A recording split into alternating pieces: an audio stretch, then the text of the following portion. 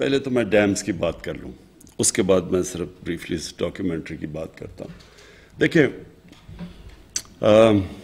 ہمارا جو ملک میں انفارچونیٹلی ایک بہت بڑا المیہ ہوا، وہ یہ کہ ڈیموکریسی کے اندر جو ہر 5 سال کے بعد الیکشن ہوتا تھا، اس الیکشن کی وجہ سے لانگ ٹرم پلاننگ نہیں ہوئی.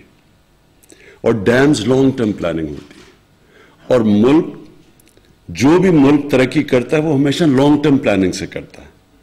اگر چائنا کو آج ہم دیکھتے ہیں کہ دنیا کی سب سے تیزی سے بڑھتی ہوئی اکنامک پاور اور سپر پاور بنے جا رہا ہے، تو چائنا کی اگر آپ ساری اسٹڈی کریں، ڈیولپمنٹ کا جو ان کا جو ماڈل ہے وہ لانگ ٹرم پلاننگ کا ہے. ابھی سے جب ہم چائنا گئے تو انہوں نے ہمیں باقاعدہ بتایا کہ ان کی اگلے 10 سال 20 سال وہ کس طرح کیا پلان کر رہے ہیں. اور کوئی قوم آگے نہیں بڑھ سکتی جب تک وہ لانگ ٹرم پلاننگ نہ ہو، آگے کا نہ سوچے.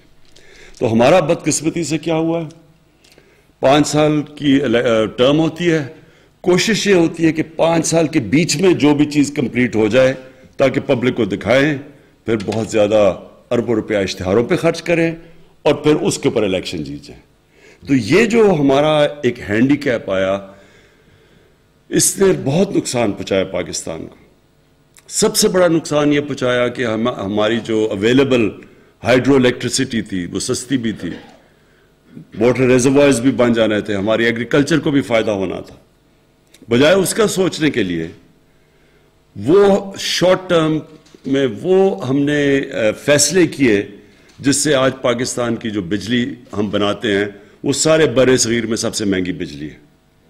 اور وہی نہیں مہنگی بجلی، بلکہ جس طرح کہ ہم نے کانٹریکٹس کیے، جو ابھی فیصل واڈا نے بتایا کہ کانٹریکٹس یہ کیے کہ چاہے ہم بجلی خریدیں یا نہ خریدیں، کانٹریکٹس اب ایسے ہیں کہ 2013 میں 180 ارب روپے کی کیپیسٹی پیمنٹس تھی، میننگ کہ ہم بجلی استعمال کریں یا نہ کریں اتنا پیسہ ہم نے دینا تھا پاور پروڈیوسرز کو جو جنریٹ کرتے تھے بجلی.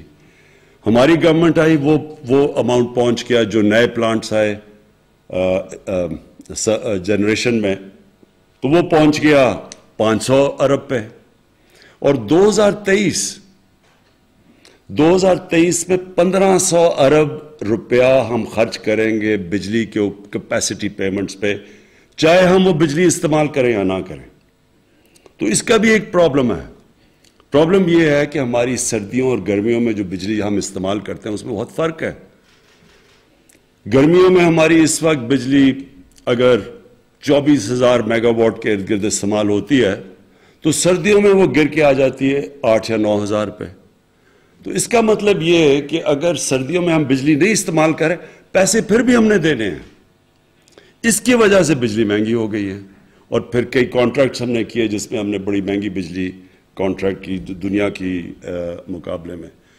تو یہ اس لیے ہوا کہ یہ ساری شارٹ ٹرمزم کے اوپر، اس میں کرپشن بھی تھی، شارٹ ٹرم سوچ تھی کہ ہم صرف اگلے الیکشن کا سوچیں اور پھر اس کے بیسس پہ الیکشن جیت کے تو پھر آگے چلیں.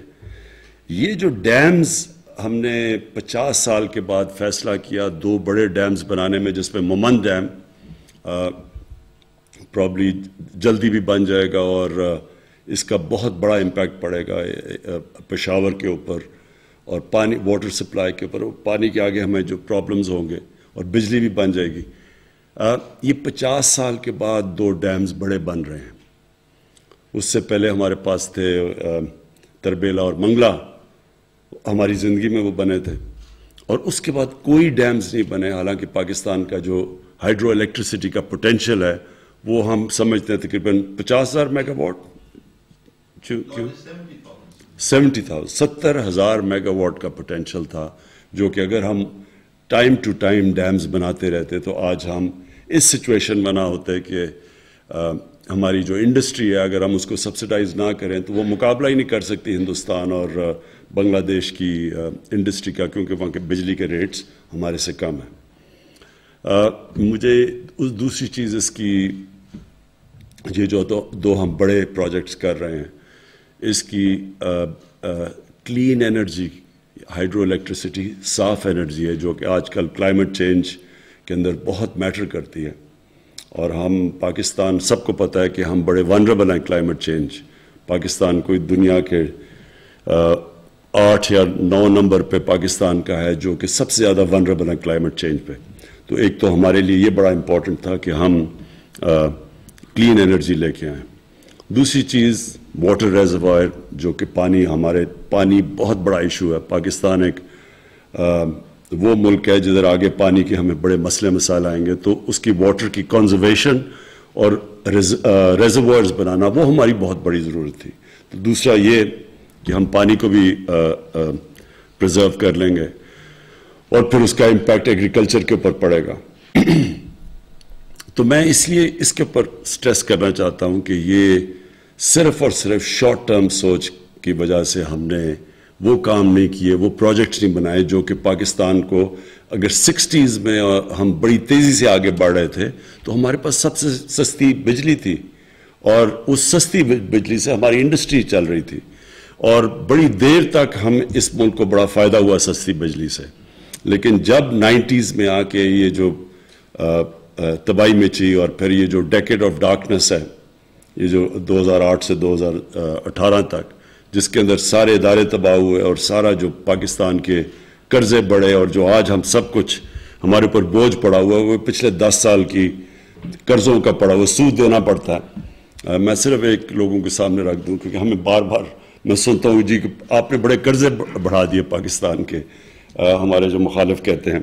تو سب کے انٹرسٹ کے لیے یہ میں صرف اس لیے فگر لانا چاہتا ہوں کہ آپ کو سب کو پتہ چلے کہ ایگزیکٹ پوزیشن کیا ہے.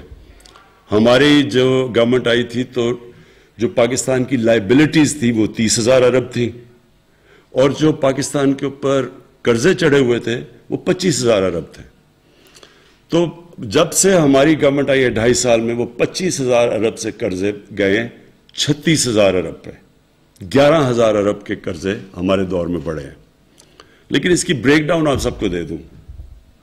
11,000 میں سے جو 6,000 ارب روپے کے ہمیں قرضے لینے پڑے، وہ کون سے؟ وہ پرانے لیے ہوئے قرضوں کے اوپر سود دینے کے لیے. تو 6,000 ارب تو چلا گیا جو پچھلی گورنمنٹ نے قرضے لیے تھے ان کے اوپر سود دینے کے لیے. 3,000 ارب کیوں چڑھ گئے قرضے؟ کیونکہ روپیہ 105 سے گیا 160 تک، ڈالر گیا 105 سے 160 تک. تو جو وہ ڈالر کے اندر جو قرضے تھے وہ امیجیٹلی 3,000 ارب کا ہمیں کچھ کیے بغیر وہ صرف روپے گرنے سے وہ چڑھ گئے. اور وہ ہماری وجہ سے روپیہ نہیں گرا.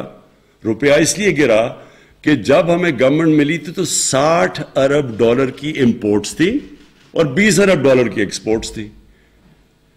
تو سب سے پاکستان کی تاریخ کا سب سے بڑا ٹریڈ گیپ تھا. اور جو کرنٹ اکاؤنٹ ڈیفیسٹ یعنی ڈالر کتنے اندر جا رہے ہیں اور باہر آ رہے ہیں 20 ارب ڈالر، جو بھی پاکستان کا تاریخی گیپ تھا. اس کی وجہ سے ظاہر روپے نے گرنا تھا، کیونکہ روپے ڈالر کم ہو گئے، ڈالر کی ویلیو اوپر چلے گی، روپیہ گر گیا. اور جب روپیہ گرا تو 3,000 ارب وہ چڑھ گئے تو 9,000 ارب ہو گئے. 2,000 ارب جو تھے اس میں سے 800 ارب روپیہ یہ جو کووڈ آیا، کووڈ کی وجہ سے ہماری کلیکشن کم ہو گئی، وہ 800 ارب روپے جو ٹیکس کلیکشن کم ہوئی ادھر چلے گئے. اور باقی جو ہم نے پھر پیکج دیا ریلیف کا کووڈ کے لیے، جو ہم نے لوگوں کے لیے احساس میں پیسے بانٹے، تو وہ ہمیں وہ باقی رہا. تو میں صرف بریک ڈاؤن دے رہا ہوں کہ یہ قرضوں کا لوگوں کو پتہ چل جائے کہ یہ کیا لیگیسی تھی، کیوں ہم پرانے دور کی بات کرتے ہیں. اب میں بریفلی جو یہ فلم کے اوپر دیکھیں، میں یہ بار بار سنتا ہوں کہ جی پاکستان کا سافٹ امیج ہمیں کرنا چاہیے. سافٹ امیج کا کیا مطلب ہے؟ کہ سافٹ امیج کیا کہ ہم کیا ہیں کہ ہمیں سافٹ امیج لوگوں کو دینا چاہیے؟ یہ کیوں ہم کہتے ہیں ہمیں سافٹ امیج دینا چاہیے؟ اور کیا پاکستان کا سافٹ امیج آ جائے گا تو کوئی دنیا ہمیں بڑا اچھا اوپر سمجھے گی؟ ہمیں اس طرح کی غلط فہمی میں نہیں پڑنا چاہیے. یہ احساس کمتری ہے. جب ایک قوم کے اندر کانفیڈنس چلا جاتا ہے تو وہ لوگوں کو خوش کرنے کی کوشش کرتے ہیں.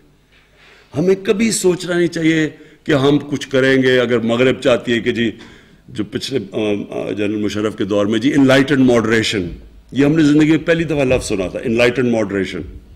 کسی کو نہیں پتا کیا ہے انلائٹنڈ ماڈریشن. ساروں نے, زیادہ تر لوگوں نے اس کو یہ سمجھا کہ اگر جتنا ہم مغربی لوگوں کی طرح لگیں گے تو اتنا ہی ہم ماڈریٹ لگیں گے. تو لوگوں نے انگریزی بولنی شروع کر دی اور وہ انگریزی کپڑے, یعنی ساروں نے ویسٹرن کلوتھ پہننا شروع کر دیا, سب نے سوٹس پہن لیے, ہم ماڈریٹ ہو گئے. کیا یہ ہے ماڈریشن؟ سو یہ پلیز سمجھیں, یہ احساس کمتری, جب آپ نے کانفیڈنس چلا جاتا ہے تب ایک قوم ایسی حرکتیں کرتی ہے.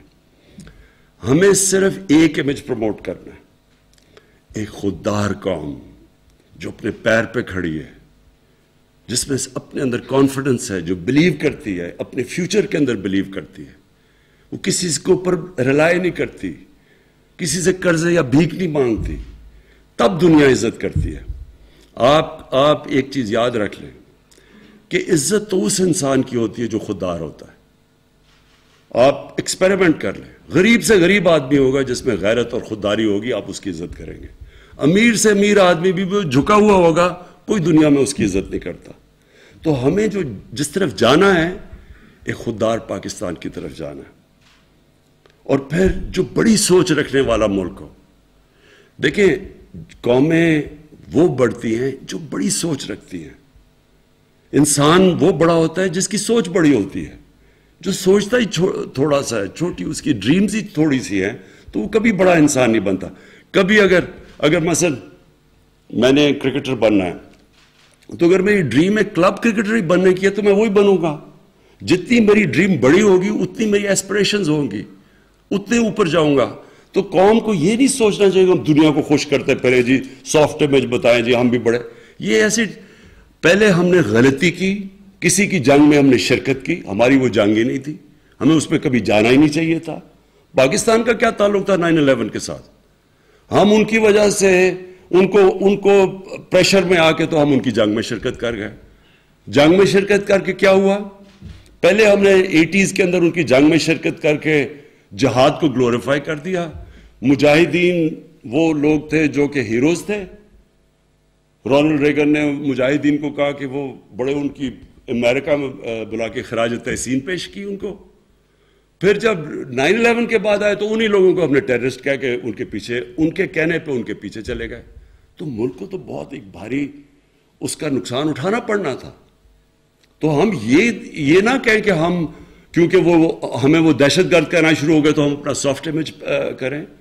ہمیں کبھی بھی, جب بھی آپ کسی کے پریشر میں آ کے غلط کسی اور کی جنگ میں شرکت کرتے ہیں اور پھر اپنے ملک کو نقصان پہنچاتے ہیں, تو اس کا یہ ہو ہی نہیں سکتا کہ آپ سفر نہ کریں. کسی سے بھی آپ کسی کی جنگ میں شرکت کریں گے, ان سے کوئی بینیفٹس لے کے, اس کا نقصان ہوگا. وہ کہتے ہیں انگریزی میں ہے کہ دیر از نو فری لنچ. جو بھی آپ سمجھتے ہیں کہ ہمیں ایڈ ملے گی یا کچھ, اس کے پھر بڑے نقصانات اٹھانے پڑتے ہیں. تو ہم نے اپنے ماضی سے کیا سیکھا؟ ہم نے اپنے ملک کو مضبوط کرنا ہے, اپنے ملک کو پیر پہ کھڑا کرنا ہے. ہم نے اپنے قوم کو تیار کرنا ہے کہ ہمیں ٹیکس جب تک نہیں دیں گے تو ملک اپنے لوگوں کو پڑھا نہیں سکے گا, اپنے علاج نہیں کروا سکے گا, اپنی انفراسٹرکچر نہیں ٹھیک کر سکے گا. تو قوم نے ٹیکس دینے ہیں. کسی کے اوپر ہاتھ نہ پھیلائیں کسی کے سامنے. جیسے جیسے ہمارا مائنڈ سیٹ چینج ہوتا رہے گا. میں آج آپ کے سامنے ایک وہ آدمی جس نے ساری دنیا دیکھی ہوئی ہے, جو پوٹینشل پاکستان میں ہے, شاید ہی دنیا میں کوئی ملک ہے جس میں اتنا پوٹینشل ہے. اللہ نے سب کچھ دیا اس ملک کو. ہم انڈر سیل کرتے ہیں اپنے آپ کو. ہم اپنے اندر بلیو نہیں کرتے کہ جی کوئی اور آ کے ہمیں اوپر لے جائے گا. یہی قوم جس دن ہم آہستہ آہستہ ہمارے اندر یہ کانفیڈنس آ گیا کہ ہم دنیا کی کسی بھی قوم کا مقابلہ کر سکتے ہیں, یہ قوم اوپر اٹھ جائے گی. سب کچھ ہے یہاں, کوئی چیز, کسی چیز کی کمی اللہ نے نہیں دی. لیکن جب ہماری سوچ ہی یہ ہو کہ ہم نے, جب تک ہمیں باہر سے کوئی ہمارے سافٹ امیج کی وجہ سے کوئی لونز نہیں دے دیں گے یا کچھ نہیں کر دیں گے, ہم آگے نہیں بڑھ سکتے, تب تک قوم آگے نہیں بڑھے گی. اور یہ میں آپ کو بتاؤں کہ یہ جو ڈاکیومنٹری میں نے تھوڑی دیکھی, بالکل اس طرح کی آپ کو ڈاکیومنٹریز بنانی چاہیے. میں اپنی فلم انڈسٹری کو ہم پوری مدد کریں گے ان کو پروموٹ کرنے کے لیے، ڈاکیومنٹریز بنائیں، فلمز بنائیں، کیونکہ اس ملک میں اللہ نے ٹیلنٹ دیا ہے. کیونکہ مجھے تو ہندوستان سے ہمارے یہاں مجھے تو تب یاد ہے جب ہمارا جو ٹی وی ہوتا تھا سارے ہندوستان میں دیکھا جاتا تھا، پی ٹی وی سارے ہندوستان میں دیکھا جاتا تھا. ہمیں تو تب بھی یاد ہے ہماری فلم انڈسٹری اچھی بلی چل رہی تھی، پیچھے رہ گئی. پیچھے میرے خیال میں بہت بڑی وجہ یہ تھی کہ وہ کاپی کرنا شروع کر دی ہندوستان کی فلمیں. دیکھیں ویلیو صرف اوریجنل کی ہوتی ہے، کاپی کی کوئی ویلیو نہیں ہوتی. لوگ تو وہ آگے بڑھتے ہیں جو اپنا راستہ نکالتے ہیں. آپ کاپی تو اچھی کاپی بن جائیں گے، اچھے سے اچھی آپ پکاسو کی کاپی کر لیں، اس کی کوئی ویلیو نہیں ہے. ویلیو صرف اوریجنل کی ہے. تو ہم نے اپنے بجائے اپنی اوریجنل تھنکنگ کرنے کے چیپ ہندوستان کی کاپیز شروع ہوگی، خود ہی اپنی فلم کو نیچے لے آئے. لیکن جو ہمارا پی ٹی وی تھا بڑے ہائی سٹینڈرڈ کا تھا. پھر جو ہمارے یہاں پرفارمنس میں نے دیکھے زبردست، کوئی مقابلہ نہیں کرتا تھا نصرت فتح علی خان کا. اور ہمارے جو یہاں کے یوتھ بہت ٹیلنٹ ہے، یہاں عاطف ہمارا بیٹھا ہوا ہے، اس کا کوئی وہاں مقابلہ نہیں کرتے. ٹیلنٹ ہے ہمارے لوگوں میں. ہم کرکٹ میں ہم ہندوستان 7 گنا بڑا ملک تھا. میں نے ہندوستان کے خلاف 24 ون ڈے میچ کیپٹن کیے ہوں گے، 19 جیتے ہم، 1 وٹائے تھا. تو یعنی ہم ان سے ہمیشہ بہتر تھے. چھوٹا ملک تھا لیکن جب تک ملک کے اندر کانفیڈنس تھا ہر فیلڈ میں ہم ایکسل کرتے تھے. تو یہ یاد رکھیں کہ اس ملک میں اللہ نے سب کچھ دیا ہے. لیکن بدقسمتی یہ ہے کہ جب کرمنلز آ کے ملک کے اوپر سربراہ بن جائیں تو وہ کوئی ملک نہیں ترقی کر سکتا. ایک فیکٹری کے اوپر آپ چور کو بٹھا دیں، فیکٹری بیٹھ جائے گی آپ کی، ملک کیسے نہیں بیٹھے گا. سو اس لیے کانفیڈنس رکھیں اپنے آپ میں. ہمارے میں سب کچھ ہے، ہمارے میں ٹیلنٹ ہے. اور اگر آپ نے صحیح ٹیلنٹ دیکھنا ہے پاکستانیوں کا تو باہر جا کے دیکھیں. پاکستان سے باہر ایسا ٹیلنٹڈ پاکستانی بیٹھا ہے. ہر فیلڈ کے اندر لوگ ایکسل کرتے ہیں. صرف ہم نے اپنے ملک کا سسٹم ٹھیک کرنا ہے جو الاؤ کرے میرٹ کو اوپر آنے کے لیے. تو وہ سسٹم تھوڑا ٹائم لگتا ہے. لوگ کوئی فکر نہیں کرنی چاہیے کہ جی ابھی چینج نہیں آیا، یہ برا ہے. ایک سسٹم جب ایک پرانی عادتیں پڑ جائیں تھوڑا ٹائم لگتا ہے وہ مائنڈ سیٹ چینج ہونے میں. لیکن یہ مطمئن ہو جائیں سب کہ یہ ملک کے اندر جو اللہ نے دیا ہے یہ خاص اللہ کا ملک ہے. اس میں جو ٹورزم میں پوٹینشل ہے، جو اس کی زمین اللہ نے زرخیز دی ہے، جو اس میں ورائٹی دی ہے، جو ڈائیورسٹی دی ہے، یہ شاید ہی کسی آپ کو دنیا میں ملک میں بنے. جو کانڈے ناسٹ نے جو لیڈنگ میگزین ہے انہوں نے کہا جو لیڈنگ دنیا کا جو آگے جا کے جو ٹورسٹ ڈیسٹینیشن ہے وہ پاکستان کی انہوں نے بات کی ہے. تو وہ ایسے نہیں لکھتے. پھر میں واپس جنرل مزمل آپ کو آخر میں خراج تحسین پیش کرنا چاہتا ہوں کیونکہ یہ صرف یہی نہیں کہ آپ نے یہ بہت بڑے چیلنج ٹیک آن کیے ہیں. یہ 2 بڑی ڈیمز بڑے چیلنجز ہیں. لیکن میں آپ کو خراج تحسین اس لیے پیش کرنا چاہتا ہوں کہ جس پیشن اور جس جنون سے آپ نے یہ ٹیک آن کیا چیلنجز، یہ میں آپ کو کیا خراج تحسین پیش کروں گا. انشاءاللہ جب یہ ڈیمز بنیں گی تو آپ کا نام سارے اس ملک ہمیشہ یاد رکھے گا. Thank you.